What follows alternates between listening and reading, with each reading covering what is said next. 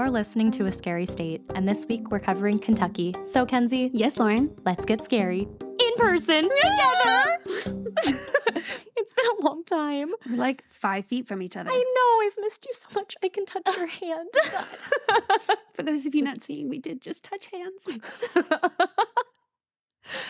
So much better, because now, so when I was pulling the audio for the TikTok, I could hear just a little bit delay. I know. Just a little bit. And I was like, God, it really sounds like I keep cutting her off. I know. Every time I would edit, I would be like, damn, we keep interrupting each other. But it's not, because we would pause just long enough to where like, okay, the other person hasn't said anything, but it was the delay time. Yeah. So then the person would say something. I was like, needed to have a really long pause. I know. And then there was some really long pauses. I was like, okay. I'm going to compile the different times that we got into the call, and you're like, I'm just sitting in the call waiting for Kenzie. I wonder if this is what radio people feel like, just talking to themselves. I would get bored waiting for you to get on sometimes. It wasn't that long. I know, but it was lonely because I could see your face, but I couldn't hear you yet. I had to mute, and I had to switch over, and I had to silence. And y'all, it was a process. A process that we figured out the last day. Also, I don't think we sound echoey, but I apologize if we do. I am moving. Mm-hmm. So our recording room is completely bare. We're almost in a fort. We're under a sheet. A sheet tent. A sheet tent attached to the wall. So hopefully this will take away some of the echo. Hopefully. I mean, if not, y'all, I'm sorry. You hear our lovely voices twice. I already have to hear us 2 or 3 times. I mean, so do I at this point. All right, so do we want to kind of jump into some of the stuff we were going to talk about? Yeah, we got some other, worldly news. Do you want to start with the Long Island thing? I can start with whatever you want. Yeah, go for it. Start? Okay, well, I got 2. So the first one, I was scrolling through Twitter, as I always do. And I always send Lauren all these hilarious things. And sometimes it takes a really long time to get onto Twitter and see the funny things. I forget about Twitter all the time. I don't know how you could. Well, the direct messages, because it doesn't always show me that I have them. See, here's my thing with Twitter. I know it's kind of going in the shithole right now. Oh, it's going to be called X soon. But my friend and I decided that we are like the musicians on the Titanic. Instead of trying to get off, we have just accepted our fate, and we're going to keep playing this beautiful music until it goes down, until we are submerged underwater. I will go down. If I had to get rid of any social media, or all my social media except for one, I would keep Twitter. Really? Oh my God. Maybe I don't follow enough fun things on there. I don't follow anyone. It's just how it's populated on my page at this point. And I'm like, people are so fucking funny. So funny. And most of the shit that's on Twitter ends up on Instagram or whatever anyway. Yeah. And so I'm like, I saw it first. I saw, my sister would send me shit all the time and be like, yeah, I saw this 3 weeks ago on Twitter, where it originated from. Boom. When you would send me reels, I saw this on TikTok, where it originated from. If we start to become big on TikTok, you're going to have to get a damn TikTok. I know. I'm dreading the day. I'm going to make you get a TikTok. I know. I know how I am as a human. And I would get way too into it. And I can't allow myself to do that. You have to go through what everybody else went through when they first downloaded a social media app. It is a rite of passage. It happens with every transition. It happened with me with Facebook. It happened with Twitter. It happened, also with Snapchat, because you can't really do that. Right. But any app that I was or social media that I was I'm not going to do that. I'm sticking true. I was probably the last one on MySpace. I was the last one on Facebook. I was still using it, holding strong, and I was like, nobody's here. I know, I'm bored. And so finally, I got onto all the other ones, and the first time I was on those things, I was on it all the time. I know. Now I'll go onto my TikTok, and I'll have 40 things in my inbox because I haven't checked it in a month and a half. Oh. And people have sent me things that I haven't looked at. I know. And Mom sends me things all the time, and you do, and Jared and Joe. Mom have I told her to follow us. Oh, okay. I saw it. I was like, oh, look. It was literally this morning, and she went on, and she was like, oh, I'll follow you guys. I was like, thank you. As one should. I think Joe started following us last night. Or the night before, because I was like, possibly. Hi, do you follow us? You don't even have a goddamn TikTok. So you can't give people shit. I can give people shit. I can do what I want to do. I can give people shit if they already have something and they're not doing what I need them to do with it. Anyway, so I was on Twitter.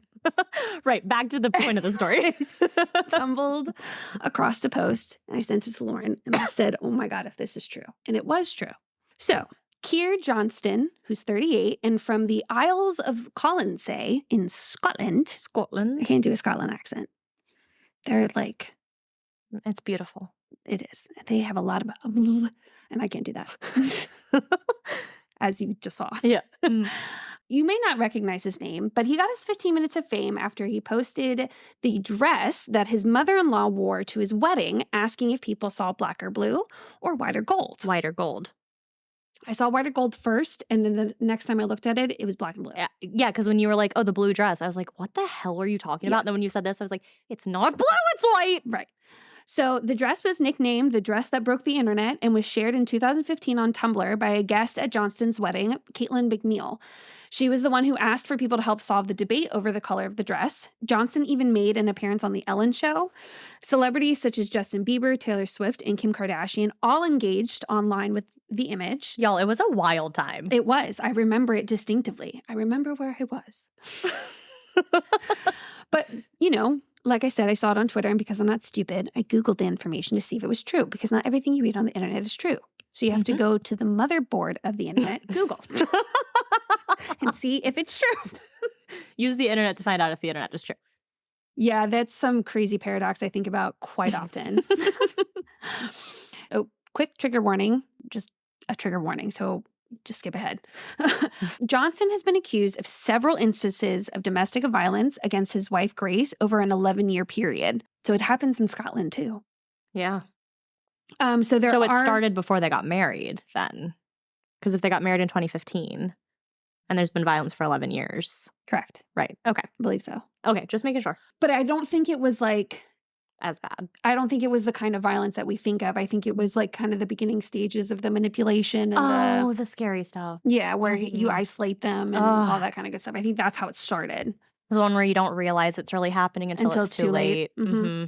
So there are other charges related to domestic violence in April of 2019 and March of 2022, which the March is the one that kind of like, that was the big catalyst. Right. So some of the charges include that Johnston had pushed his wife up against a wall at their vacation home. It was also reported that at some point, not on this day, but on a different incident, he had punched his wife in the face through a car window while attempting to get into the car. Oh my God. The Huffington Post reported that he also is accused of putting Grace in a headlock and dragging her along on a pub crawl when she had refused to leave the bar with him. Over the years of their marriage, Johnston was allegedly tormenting his wife by monitoring her location, assessing her expenses, and trying to isolate her from her friends. His behavior continued to escalate over time, and in March of 2022, he pinned his wife to the ground and sat on her like astride. Mm-hmm. He allegedly proceeded to place his hands around her neck and would compress multiple times to restrict her breathing while making other threats of violence. Oh my God. And he then threatened to kill her and brandished a knife at her. So he did appear in court in 2023, which is why all of this is like making headlines in Glasgow. And he obviously denied the attempted murder charges that are being filed against him. Right. And so there's going to be some sort of preliminary hearing, and then the trial will be in 2024. I don't know how Scotland judiciary shit works. So yeah, that guy is currently in jail for attempted murder. Damn. Yeah. Well, I hope he sits there forever. Me too. And like one of the things that I looked at just like 2 articles, but both of them said like, while all of this was happening, here this guy was getting thousands of tweets and reactions and on the fucking Ellen DeGeneres show. Right. And he's a piece of shit. And yeah, all this is going on in the background. Yeah. Jeez. It's crazy. It just really goes to show you don't know anybody. No. So the big doozy, the one on our side of the world. Pond. Thank you. Well, no, that's England. Yeah, that's why I was thinking world. Although technically Scotland is right there, right? Right. It's right next to England. Right, so we're right. It is a pond. Hop, skip, and jump over the pond. Yeah. The big pond. The ocean. I think people know what we meant. It's called pond. I just never know. I know. You don't know the international listeners that we have. That's true. Okay. You know, valid. So got to make sure that they understand our references. And our German listener who listens within the first hour of every time our show is posted. You're the real OG. Number 1, I would come to Germany to visit you. We have no idea who you are, but thanks. That's how we would get ourselves on our own podcast. 2 stupid Americans who go to visit a fan in another country. Woohoo! We're sure you're a fine person. Right. Okay. Anyway, so the Long Island serial killer. So in 2010, a Suffolk County police officer and his dog found human remains.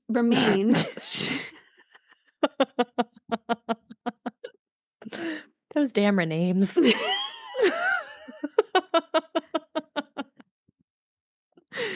It's not funny. It's not funny. We're talking about dead bodies. We hadn't started yet. Oh, wait. Yeah, we did.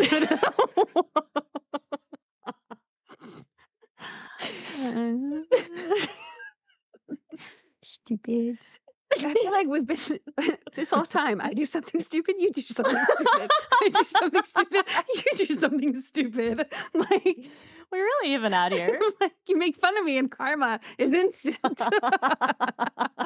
Oh my goodness. Funny. So the police officer and his dog found human remains on Gilgo Beach. Every time I read it, I want to say gigolo. Yeah. Yeah. But it's not that. In Long Island. So the body had been identified as Melissa Bartholomew, who was 24 and was a sex worker from the Bronx who had disappeared in July of 2009. So 2 days later, 3 more sets of remains were found in the same area. Amber Lynn Costello of North Babylon, New York, who was last seen in September of 2010. Megan Waterman of South Portland, Maine, who was last seen in June of 2010. And Maureen Bernard Barnes from Norwich, Connecticut, who was last seen in July of 2007. Oh, wow. All the women were in their 20s and were allegedly sex workers or escorts, is what the article said. Mm-hmm. Their bodies had been bound either at the ankles or feet. They had been wrapped in burlap and had all appeared to have been strangled. A few weeks later, officers found 6 other bodies, 4 women and a man and a 2-year-old girl. Oh. One report said that the Long Island serial killer could have been active for nearly 20 years and may be responsible for killing 10 to 17 women. So if Melissa, then you have the 3 more, so that's 4 plus the 6 would make 10. Mm-hmm. So the search had originally started because authorities were looking for Shannon Gilbert, who is 24 and is a sex worker from Jersey City. Okay. So they found all these other bodies first. In late March or early April in 2011 is when the additional bodies had been found. They were only able to identify one of them, and she is Jessica Taylor, who was 20 from Manhattan, who had gone missing in July of 2003. Dang. Also a known sex worker. Mm-hmm. She was found and her head and hands had been missing, so she had to be identified with DNA. Oh, jeez. And they later found her hands and skulls somewhere along the beach. I don't know if it was along the beach or at the beach, but it was at the beach. Jane Doe 6 was also found dismembered and possibly a sex worker. The male body, who is unidentified, so a John Doe, he is a young Asian man who is also assumed to be a sex worker, but he died of blunt force trauma. Interesting. The baby that was found, baby Doe, had been found wrapped in a blanket and did not show any visible signs of trauma. And police do not expect that it is related to any of the other murders. However, so Jane Doe 3 and 7 were partial remains, and Jane Doe 3 was discovered in a plastic bag near Jones Beach State Park, and DNA analysis put her as the mom of baby Doe. Oh. So DNA of Jane Doe 7 was linked to a set of severed legs found in a garbage bag on Fire Island in April of 1996. Yeah. And in December of 2016, DNA linked Jane Doe 3, so mom, to an unidentified torso of a woman found in Hempstead Park in 1997. Saying that's all the same person? Mm-hmm. Oh, okay. She had a tattoo of a peach on her chest, so they called her Peaches. Aww. And she was reported to have been a Black woman between her 20s and 30s. And she was found by a hiker in a plastic bag inside of a green Rubbermaid container. Yeah, like plastic containers. Okay. Like hard plastic. Oh, okay. Yeah. So then in November of 2011, investigators announced that they believed that all 10 deaths attributed to one person. Wow. Or could possibly be attributed to one person. Shannon Gilbert was found in Oak Beach, where she had been reported missing from. Officers thought that she had just drowned, but then her family asked for an autopsy and there was no signs of drowning. He couldn't make a definitive cause of death, but it looked to be signs of strangulation. Apparently, this was also sad, it has nothing to do with this, but the mom of Shannon was murdered in 2016 by her other daughter, who apparently is diagnosed with schizophrenia, and she was the one who was at least arrested for it. Oh my goodness. Yeah. Woof. So, police did finally arrest local architect Rex Humerman and charged him with the three of the murders of all the bodies found. Amberlynn Costello, Megan Waterman, and Melissa Bartholomew. Okay. He's also the prime suspect, though, in obviously the other murders. Right. So Humerman was an architect and an architectural consultant in Manhattan since 1987. Some things that he worked on was like JFK Airport. Oh, wow. Things so like that. Like big name things. He lives in his childhood home in Massapequa Park with his wife of 27 years. And how old is he? 59, I think. Wow. Yeah. Asa Ullerup, and together they have one daughter. Of course, all who knew him couldn't believe it. However, less than a week after he was arrested, his wife filed for divorce. Well, good for her. I mean, if I found out that happened, I'd be like, bye. Right. But normally, the wife sticks around. The wife sticks around at least until after trial, because it's not like this guy is sitting here saying, yeah, I did it. Makes you wonder. And that's exactly what I thought, because all of them are like, from what anyone could tell, no one knew. But, so, okay, I'll get into that in a second. Okay, so the task force had used cell phone data that showed the victims' locations in their final days, and the two main locations were Midtown Manhattan, near Humerman's office, and then in Massapequa Park, near his home. So one of the women, Amber, her roommate, reported— They were roommates. Reported seeing a Chevrolet Avalanche outside of their home before she disappeared. And apparently there was like this whole encounter with it too. Like he came in to find her like cowering in a corner with this like giant man towering over her. Oh. And they like got into an altercation. He left. And then the report I read wasn't sure if it was the roommate or if it was somebody else who reported seeing that truck outside of their house the next day before Amber had gone to go meet a client. But regardless, there is the roommate's witness account of what happened right before she disappeared. So they collected DNA from bottles taken from Humerman's trash in 2002 and compared it to hairs that were found on two of the victims. And what's interesting about that is that because of all the things that they collected, they obviously also got the wife's DNA. And so apparently it was like something with, I don't know if it was the victims or something matched to her. But it showed that she was not in town at the time that it happened. So they're assuming some sort of transfer. I don't know what specifically of hers was found. I think maybe it was a hair. I don't know. I kind of just skimmed over it because they don't think she's a suspect because of just the timeline of everything. Right. When I saw that, and it was after I'd already seen she filed for divorce a week later, I'm like, something sketchy.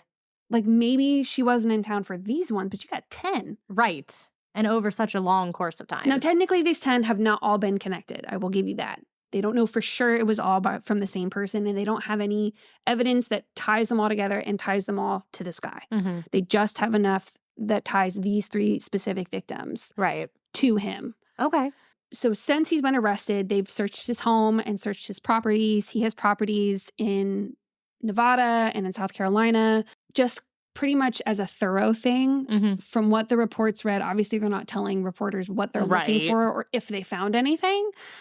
They did quell any rumors of like a soundproof room in the basement. Like there was nothing. Was that a rumor? Yeah, apparently. Oh, okay. And that wasn't a thing. So they're just pretty much being thorough and making sure that, they were looking for things like trophies and anything else that might tie him to any of the other murders. Right. But what they did find was on Huerman's internet history, it showed 200 searches for information about the investigation concerning these women. So here were some of the searches. Oh, God. Why could law enforcement not trace the calls made by Long Island serial killer? Why hasn't the Long Island serial killer been caught? FBI active serial killers, map of all known serial killers, 8 terrifying active serial killers we can't find. Mapping the Long Island murder victims, inside the Long Island serial killer in Gilgo Beach. The Long Island serial killer investigation, new phone technology may be key to breaking the case. Jeez. So Huerman is being charged with 3 counts of first-degree murder. Our search history probably looks like that. Yeah, 100%. 100%. But we're not fixated on one for a long period of time. For a week at a time, we're really focused on one. Here's the thing. Let's think logically here. Maybe we put up a couple red flags, but the moment that someone started watching what we do and seeing specifically what we go look for. No, yeah. I'm sure they would conclude, oh no, this is some sort of hobby. Right. This is what they look into. This is like their interest. Not like research on like a how-to. But anyway, so he's being charged with, it's so funny, I didn't even think about that. That is 100% what our search history looks like. Cold cases, unsolved mysteries. I know. Why aren't these people being caught? Right. So he's being charged with 3 counts of first-degree murder and 3 counts of second-degree murder. Obviously pleaded not guilty. He was denied bail because of, quote, extreme depravity of the crimes. He is supposedly on suicide watch. While they were searching his home, they found and removed 279 weapons. Jeez. So that was one of the rumors they dispelled, was that it wasn't some sort of soundproof room, but it was a vault filled with all these firearms and such. Jeez. Yeah. So that's kind of like the gist of what we know so far. This is who they think it is. They haven't tied, though. It kind of reminded me of, shoot. There was another one. I can't remember if you talked about it or if I talked about it. I need a lot more information. And it was like there were these multiple murders of people, and they think it might have been tied to one person, but they're not sure. There's no evidence that ties it to that one person. So like, and I can't remember who it was for, but that's what this reminds me of, that like there's a lot more, but they can't evidentially Yeah, that sounds good. connect it. Would it be the Colonial Park murders? Maybe. Yeah, maybe that's what I'm thinking of. Because we had all of those victims, but like we believe they were all the same person. But they might not be. Correct. Maybe, yeah. Maybe that is what I'm thinking of. Because it was all different MOs and stuff. And it was on the side of the road, which is why I'm thinking, yeah, you're right. Maybe that is what I'm associating it with. But yeah, there is a documentary about like the victims and pretty much the gist of everything up until obviously him being caught, because he wasn't caught until 2022, I guess. Oh, that long ago? Well, so they put the task force together and they've been working on it for 12 years. And I guess it was just either they knew or they were just piling data and figuring things out. And like, because one article I read said like the big hit in the case was the roommate's account of the truck. Right. And it even said that like a lot of investigators that had been working on the case over the years were really frustrated that that wasn't taken into consideration as like a big deal at the beginning. Mm-hmm. So there is one on Netflix. It's called Lost Girls. And so I'm sure that can give you far more information than I was able to give, because there was definitely a lot of articles that went into like where they were last seen, what they were last seen doing, that kind of thing. They do have pictures of the Jane Does to try to see if anyone can make an identification. Right. As of the articles that I read that were literally from, one of them I clicked on was from an hour ago. No. From when I clicked on it, obviously not now. Right. Some from a couple of days ago, there are still remains that have not been identified. Wow. So, yeah. Oof. So, Manson. Yeah. Now let's get into even more stuff. So Leslie Van Houten was part of the Manson family murders. They occurred back in 1969 in Los Angeles. So they were the known as the Tate LaBianca murders. There were two murders, the Tate family and the LaBiancas. I could sum it up really fast for you because I feel like for whatever reason, someone has talked to me about Charlie. I think it's like episodes that I've been watching on these true crime documentaries. Interesting. And so I feel like I've heard the story over and over again. Yeah, so I don't go into the story at all. Okay. So, because I feel like everyone knows about the stories. Oh, I don't know. Oh, well, I didn't go into them at all. So pretty much the Manson family long story about them, but they all got together and they pretty much killed Sharon Tate, her husband who... I don't think it was her husband. Or boyfriend, Roman Polanski and Sharon Tate. And also friends, too, and friends that were there. And friends who were there. It was like 5 or 6 people. And then a couple days later, they killed the LaBiancas. So it's known as the Tate LaBianca murders. Yes, and it was to incite a race war. Yes. And this was also in the time of like Helter Skelter, all that kind of good stuff. And they spelt it wrong. They wrote Helter Skelter on the wall, and they wrote it wrong. Of course they did. They put Helter Skelter. So that's the gist of Manson and his cult, all that kind of good stuff. Yeah, exactly. The OG cult man. Seriously.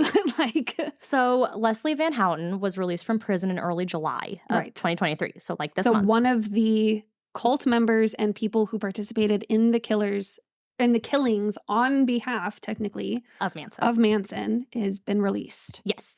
After spending over 5 decades in jail. She's now on parole supervision. So wait, how old is she?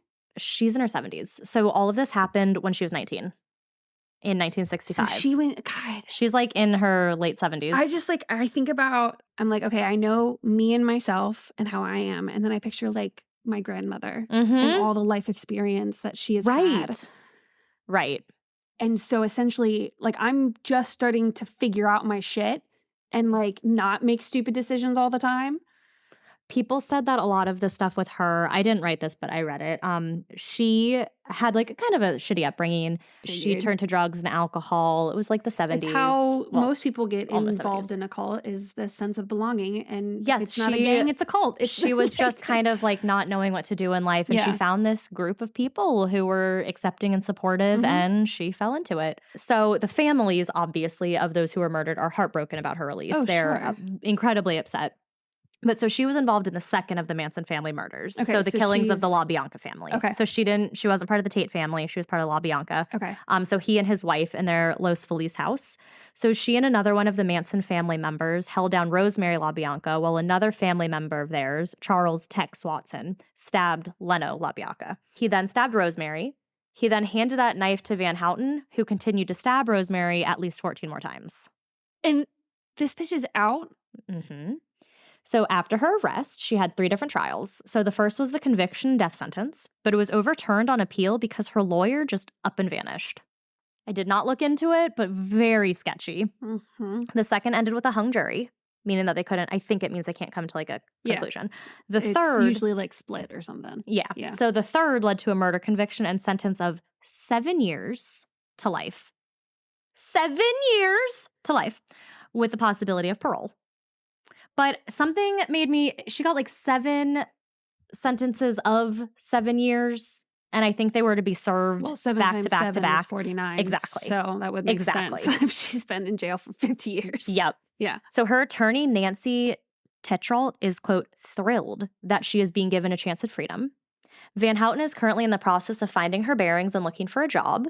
God, can you imagine just how much has changed? I know. There weren't even phones when she went in. There was no internet. So she wants to go into a field where she can make an impact. And while she was in prison, she earned her master's degree in humanities.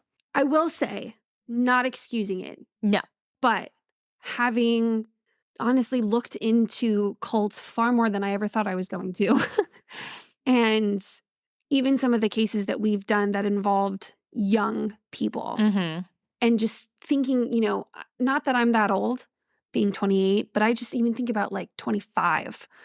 I'm like, what were you doing? Right. And I can imagine how much different she views life and everything at 77 versus basically still being a child. I wonder if she still kind of like sees Charles Manson as this god and like, what she did was like pleasing their god. I feel like after 50 years, Do you think she's come to some sort of reality check? Because she's not with him anymore. Right. There's nothing to hold that in. She's going to have more influence by the people around her and what's going on in that sense. And so you don't have anyone to kind of keep their views in the forefront of your mind. Yeah. I have no idea. But so even now she has some job offers, apparently. Of course. So Demaria is the nephew of Jay Sebring, who was one of those murdered at the Tate house. Okay. So he said, quote, "It's difficult to hear when Leslie Van Houten and her attorney state that Leslie is a changed person as she is rehabilitated. Rosemary and Leno LaBianca remain unchanged. They remain unrehabilitated, unparoled. They are just as dead today as they were when they were killed on the night of August 10th, 1969. I was just about to say, I get there are certain situations where like the idea is rehabilitation, which our justice system is not set up for anyway. No. But there are some things where I'm like, I don't care. Right. You shouldn't get a second chance at life. You committed a crime. You took someone's life. While yes, your state of mind might have been easily manipulated, and I can give you the sympathy for that. And good for you if you can finally come to the realization what I did was wrong, because that's what you should have done in the first place. But that doesn't mean that there's less consequences just because you realize what you did was wrong. And they said that she's now able to be on parole and be released because she is no longer considered a danger to society, which is kind of the conditions you have to meet in order to be paroled. And that's what they believe she's now, like, not a danger. Oh, 50 years in prison? That's what you know. Yeah. Yeah. That's your community. I mean, but good for her for getting her master. I also found an article by cbc.ca who talked about like which members are still locked up. So they said, quote, Bruce Davis, Bobby Basolil, and Patricia Krenwinkel, all between 75 and 80, have all been recommended for parole at various times. But in each case where that has happened, the governor in power has reversed the decision. Charles Tex Watson, 77, helped to carry out the murders at the Tate gathering and at the residence of the LaBiancas. He is generally considered the least likely candidate to be released, and in late 2021 was denied parole for the 18th time. Jesus. So, you have him who people are like, nah, like he's not coming out, like he's really dangerous. And like the other ones, she's the only one who's been released, I believe. But yeah, people are not. There was more than just 4, right? Oh, yeah. And Charles was put to death, or I know he's dead, right? He's dead. He was in jail. I don't think he was put to death. I think he died in jail. Okay. I could be wrong about that, but I think he got old in jail. Yeah. When he carved the nice swastika into his forehead. He still was holding true to himself. Oh, yes, he was. Because you got all sorts of demons set up in that head. Yes, he does. I don't know. I think I feel for both in this situation. If I was a family member of someone who was brutally murdered, taken at the hands of another human, I'd want them to rot in hell. I wouldn't want shit for them. No. You don't get to start this new life. You don't get to have a second chance because the people you killed don't. It would be much harder for me to have compassion. Yes, absolutely. As a third-party individual and understanding the human psyche, not excusing it, but recognizing that she could have a very different mindset than she did. Yeah. And I can't imagine I don't think I could live with that kind of regret. No. I truly do not think I could live with myself. If I, for whatever reason, got to a mental state where I could commit an act like that, whether it was out of passion or otherwise, and then later on had this realization, oh my God, what did I do? I truly don't think I could continue going on. Yeah. Heavy stuff to start our Kentucky episode. Yeah. But yeah, so we just wanted to give little updates on kind of the current stuff that's been going on. I was going to say a 77-year-old shouldn't seem a threat, but here we have our political parties and all those old-ass men. Yep. And they're quite threatening. Yep. So since we've already talked too much in this intro, next time I will talk about that lady who faked her kidnapping. I'll tell you about it after this. It's going to be way too long to put into this. And then we'll talk about it in the next episode. Okay. Yeah, it's kind of wild. All right. Mackenzie, do you want to get into Kentucky? So back to our regularly scheduled programming. We hope you enjoyed those quick little sidebars. Everyone likes a little true crime update. Yeah, exactly. We're like, instead of weekend update, we're true crime update. Yeah, exactly. Yeah. So, Kentucky. The first people inhabited Kentucky in 10,000 BCE or earlier. Yeah. The Vent Haven Museum houses the world's most extensive collection of ventriloquist dummies. I don't like that. I would not go to this museum. No, I absolutely would not either. Quite frightening. The state beverage is milk, which is just weird to me. The Kentucky Derby is usually said to be the most exciting 2 minutes in sports, or the fastest 2 minutes in sports, and it is all due to the approximate duration of the race. I remember when I first found that out. There was only 2 fucking minutes. Yeah. And I was like, you've got to be kidding me. Yeah. You're joking. So what the fuck else do you do for the rest of the time? Drink. Yeah. So Kentucky actually started off as a county in Virginia. I'm telling you, we just I know. Amassed the whole Southeast. We wanted it all. We wanted it all. But they felt that they weren't being properly represented. And so in 1792, not when Columbus sailed the ocean blue. Just 300 years later. Yeah, they became their own state. Mother's Day was invented in Henderson. That's kind of cool. Yeah. The first cheeseburgers were served at Kalen's restaurant in Louisville. Spot on. Thank you. Well, because they get mad when you say Louisville. Yeah. Louisville. I even put in my notes when I say it later, don't come for me. I was hoping I wouldn't have to say this town quite often. It's like a big town here. Yeah. Louisville is home to the first electric light bulb. Every single Post-it note originates in Cynthiana. So like Post-it notes are made there. Mm-hmm. Got it. Like every single one that you get comes out of there. It's kind of like how you can only get true champagne from France. From Chambre. Okay. Lexington is the home to the Jif peanut butter production plant. And it's definitely Jif and not GIF because it's with a J. Yeah. I was wondering how you were going to say it, but no, you say it the right way. So, fun sidebar. I love peanut butter. Yes.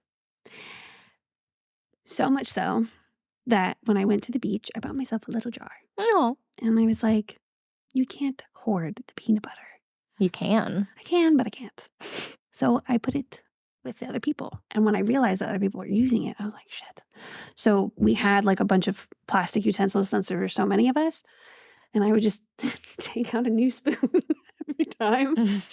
Because I am that person that just likes to take a spoon absolutely. and dip it into the peanut butter and eat it like a fucking popsicle. Yup. But I don't want to be rude because I'm with other people that are not all my family. Right. And so I had like at one point I had like 5 spoons. Oh my gosh. And I would try to get like big enough ones so that like I could really. It could last for a while. Yeah. So, but yeah, no, I get mad at myself when I order groceries because I always accidentally buy the small peanut butter. I'm like, this is going to be gone in 2 days. Right. No. Because not only do I use it for spreadable purposes, but most of it is on a spoon. Snacking purposes. I'm just eating the peanut butter. Anyway, if you didn't know, Kentucky Fried Chicken originated in Kentucky.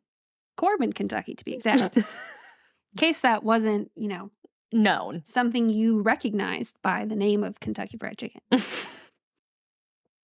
So, in the rural county of Marion lies a small town of Pilot's Knob. In the 1900s, a woman and her 6-year-old daughter were accused of witchcraft and were burned at the stake by the townspeople. The child was buried in a steel-lined grave and was covered with concrete and gravel rather than just dirt. They then put up interconnecting cross fence so that her spirit would be unable to leave the borders of the fence.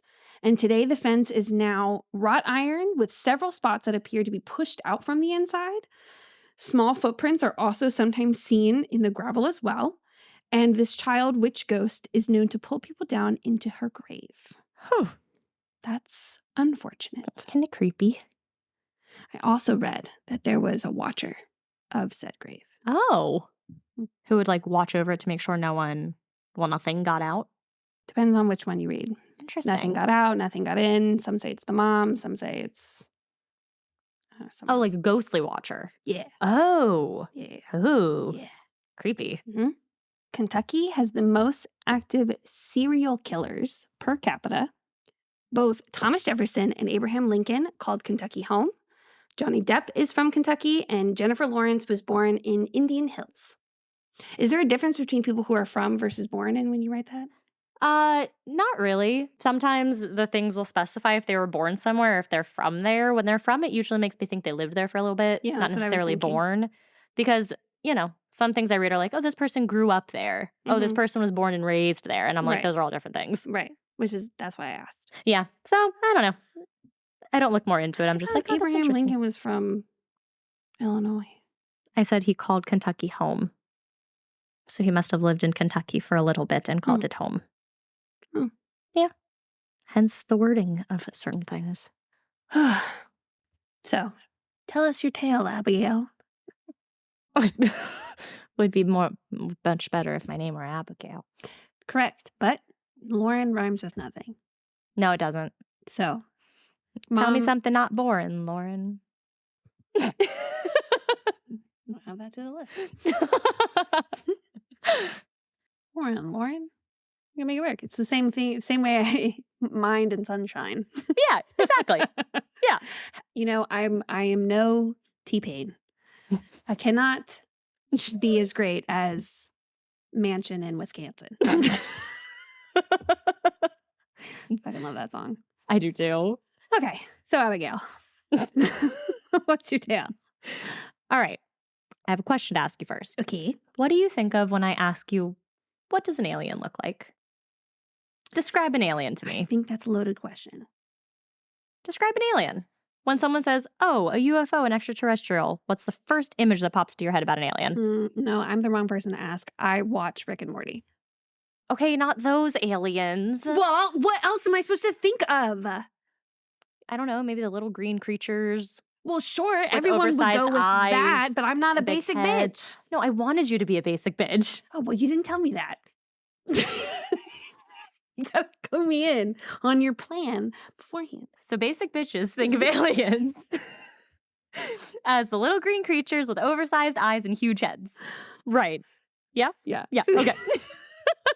So you should have said stereotypical, and then I would have picked up. I didn't think you would go like Rick and Morty. Okay. The conversations that you and I have had about the universe, you really expected me to answer what I think an alien looks like in a normal fashion? Okay, valid. Okay, valid. So this story may be the origin of why we think of little green men when we think of aliens, stereotypically basic bitch style.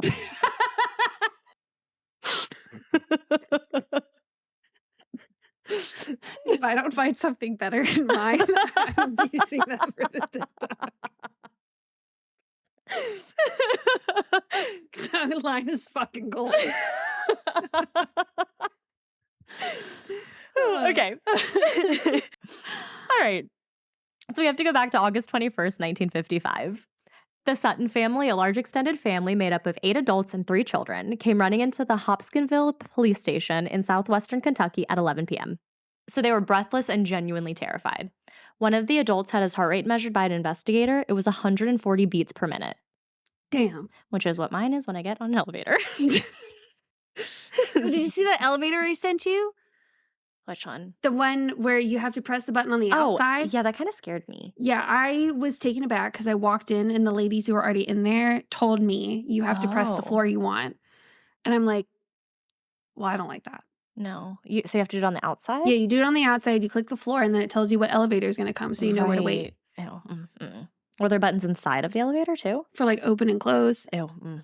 No like floors, which what's kind of cool though is that like you could see where other people were going kind of like you would if you just press the buttons.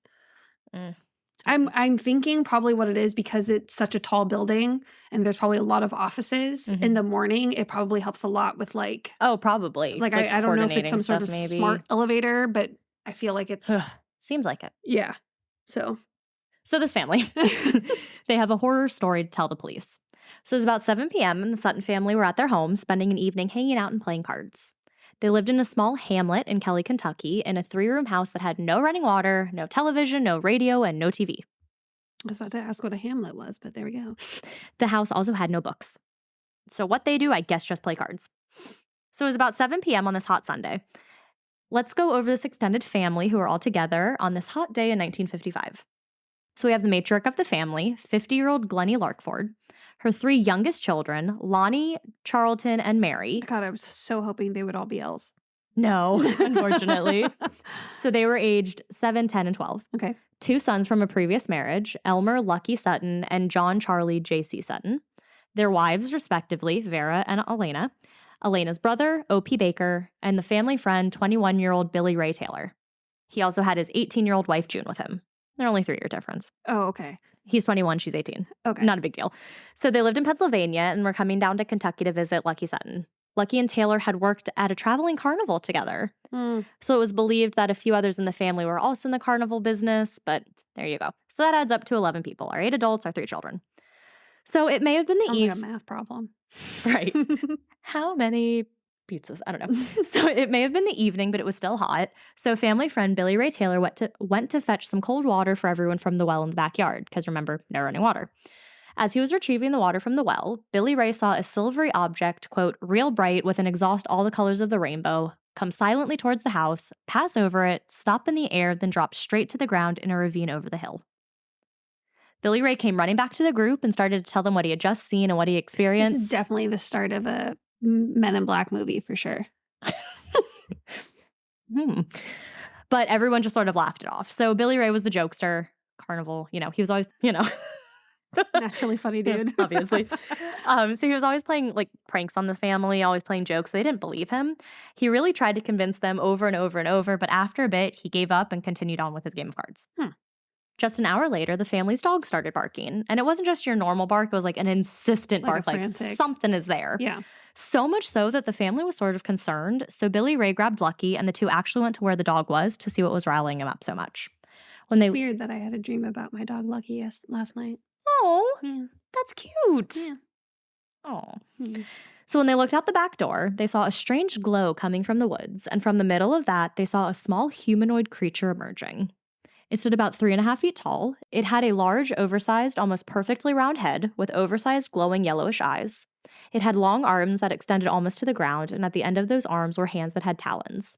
The body also gave off a sort of shimmer in the light of the moon, making it look as if it were made of silver metal. The creature had its arms lifted in a don't shoot position and started moving towards the door. Obviously, the 2 men were confused about what they were seeing, but more so terrified. How would it know don't shoot? I don't know. So it just had its hands up that they said looked like a don't shoot position. I feel like we make these movies and it's like, we call it intelligent life for a reason. Right. I feel like they've got to know. They've been observing us. They have to. Yeah. Have to. So they ran back into the house. They're in Kentucky, so they grabbed their guns.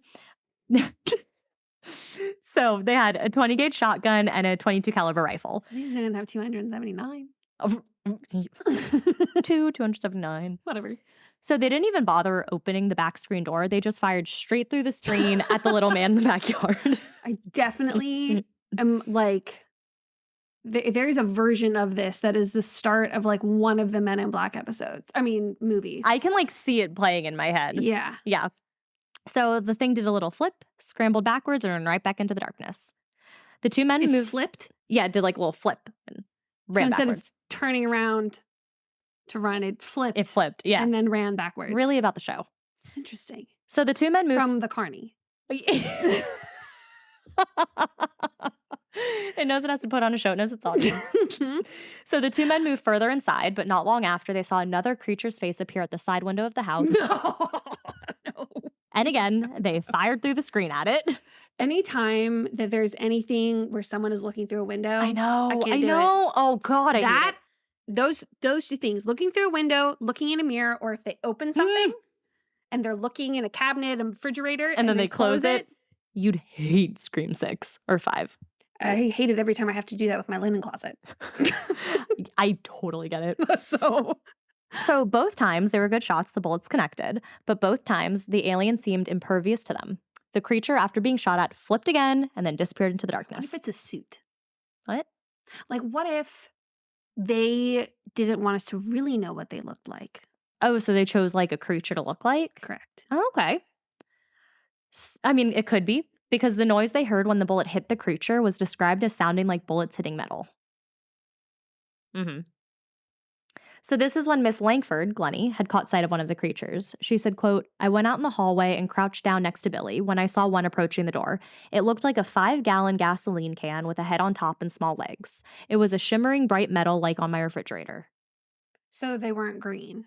No, not these ones. Okay. We Not will these ones. We will get to green though. Okay.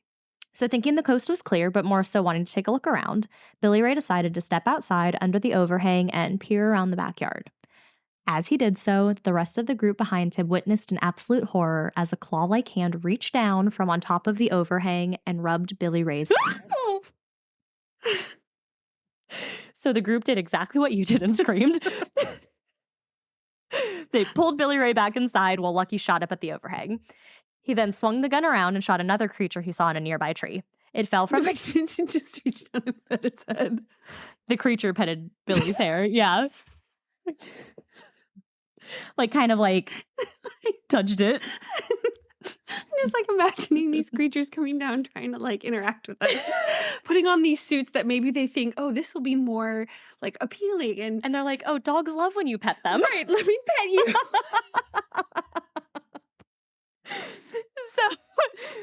So he swings, shoots one in the tree. It falls from the tree, or more so floated from the tree to the ground, then it tore off back into the woods. So metal, but light. Yeah. Okay. So all the Suttons were back inside now. They locked and barricaded the doors and turned on every single light in the house. They had realized that the creatures kind of retreated when exposed to bright light. Okay. So they're like, all right, every light on. The family remained inside and quiet for several hours, listening for any sounds to indicate the creatures were nearby. And they did hear what sounded like the occasional scratches on the roof. Finally, at 11 p.m., after it being quiet for a bit, the group gathered their courage and booked it to their cars, sped off to the police station, which brings us back to the 11 people bursting their way into the police station. I missed that part. I said it at the very beginning. Which is why I said I missed it. So they explained to the police how they had just had a battle with these creatures, a battle that lasted hours and resulting in the family having to get their guns to protect themselves. So the police actually took this very seriously. Police Chief Russell Greenwell later said, quote, "These ain't the kind of people who normally run to the police for help. What they do is reach for their guns." So he knew there had to be something going on at the farm. Even if it wasn't creatures, the family still reported that there had been a gunfight of some kind. So they were like, okay, maybe it's not the creatures. We don't believe that, but there was a gunfight. There was maybe something. With people. We're Yeah. going to go check out this gunfight. Yeah.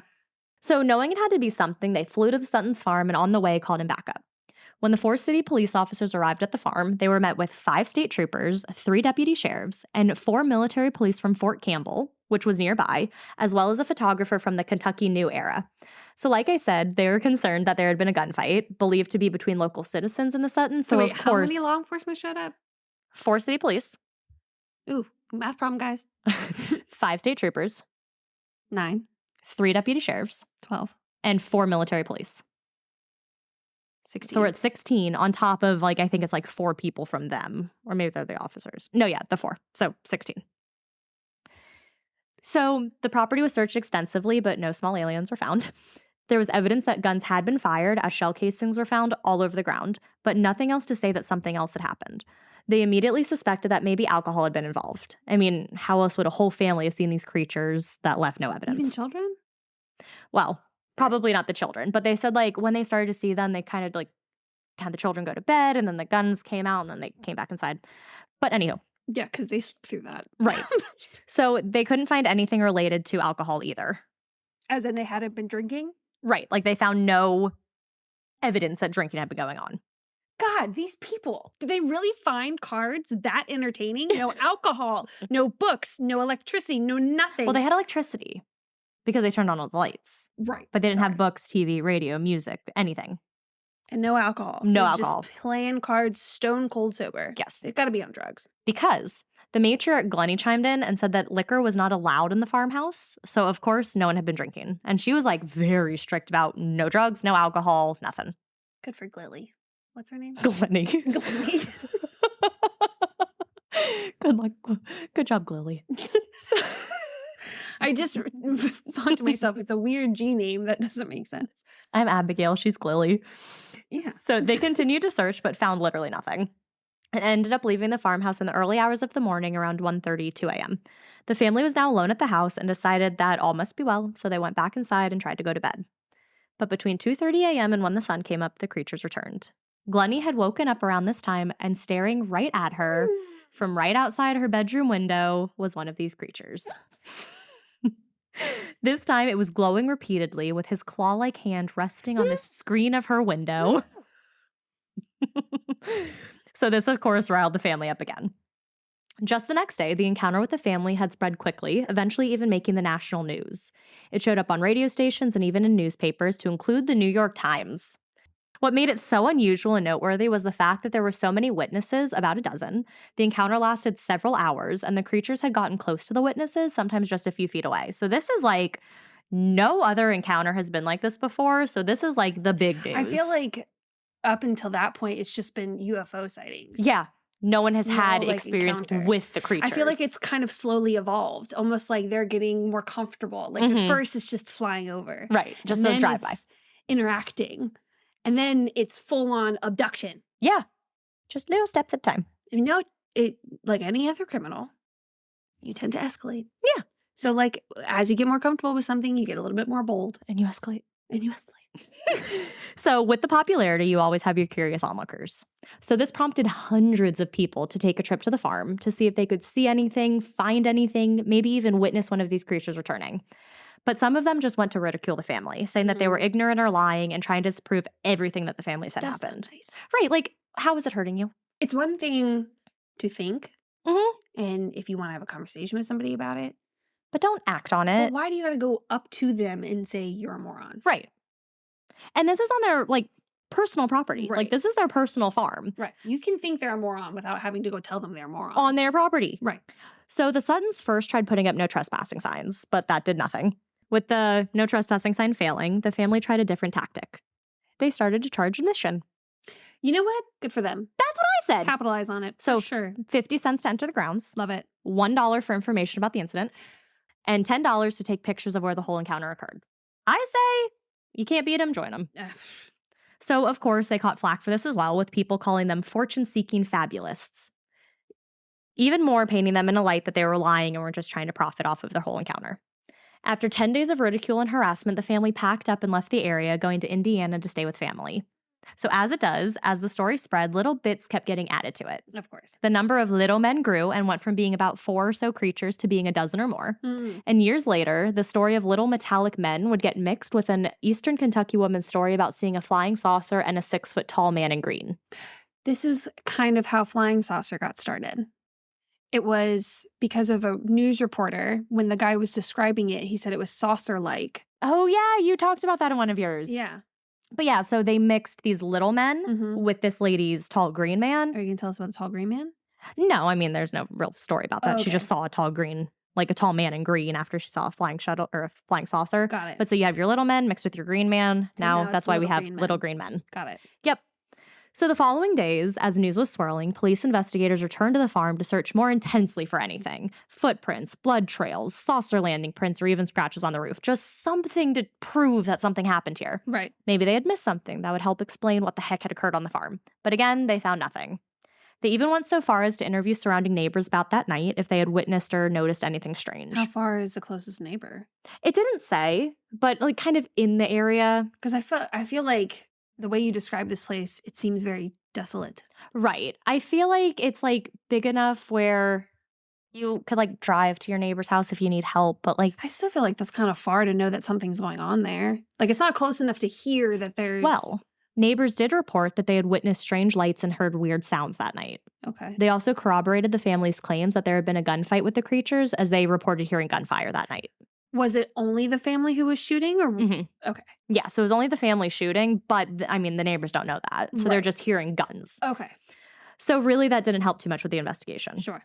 A local radio station employee, Bud Ledwith, interviewed some members of the family all separately and asked them for descriptions of the creatures they had seen.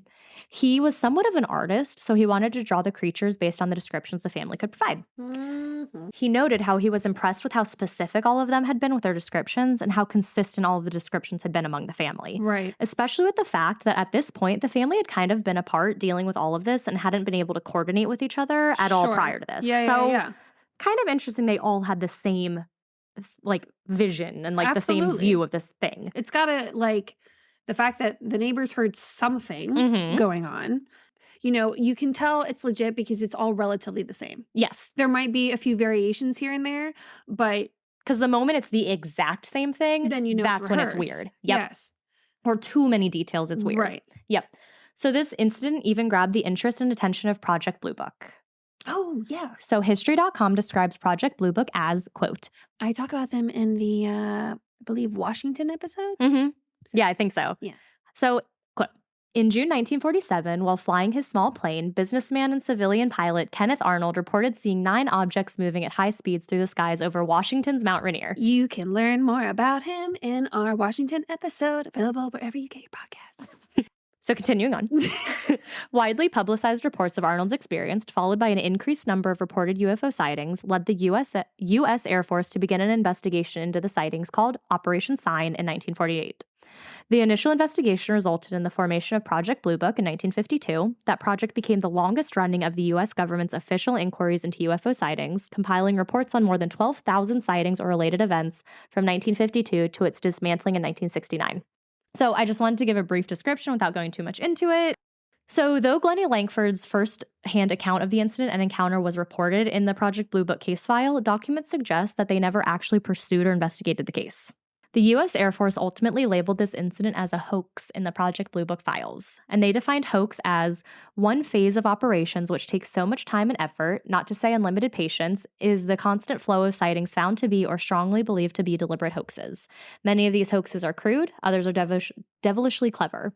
I should like to present only a few examples from our files with a few comments regarding each. So then a list of cases followed, some with brief descriptions. The Hopkinsville Little Green Man case was on that list. So there was a 1956 investigation. Isabel Davis, a ufologist and author of Close Encounter at Kelly and Others of 1955, did a thorough investigation of this whole incident.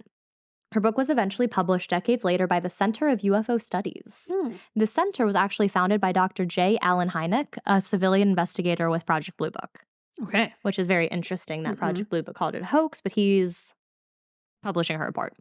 So her report is nearly 200 pages and includes detailed maps, drawing documentary records, and reports of other similar accounts from around the world. Interviews with the Suttons as well as police investigators are also included.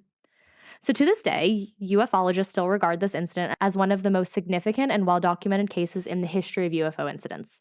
It has a huge amount of witnesses, all who provide the same story, and it occurred over hours, which typically you see it fly by in like 2 seconds. Right. Sergeant Frank Dudas, one of the local police, but one who hadn't been called to the Sutton house, believes the family. So he, a sergeant with the police force, had his own alien encounter just the summer before when he and another officer saw 3 flying saucers.